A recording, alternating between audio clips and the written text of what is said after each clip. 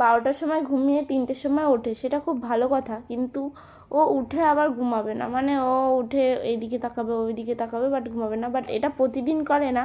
সেদিনকে আমার এত কষ্ট হচ্ছিলো কিছু বলার নেই, 4:20 বেজে গেছিলো ভোর, তাও ওর ঘুমানোর কোনো নামগন্ধ নেই। তারপরে আর কি এইভাবেই ওর সাথে কথা বলছিলাম। তারপরে দেখতে দেখতে সকাল হয়ে গেল। মা রান্না করেছিল ভাত, ডিম সিদ্ধ, আলু সিদ্ধ, এই সমস্তই হয় প্রায়শই, তো ওটা খেয়ে নিলাম। তারপরে এই যে দিদুন তার নাতিকে নিয়ে বসে রয়েছে, মানে প্রথমে বসেই ছিল, তারপরে আর ধৈর্য হারিয়ে শুয়ে পড়েছে মা।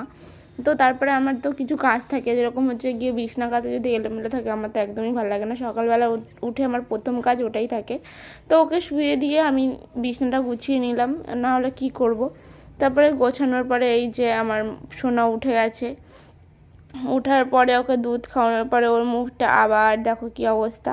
তারপরে আবার ঘুম পড়িয়ে দিয়েছিলাম। আজকের মতো এটুকুনি, টাটা।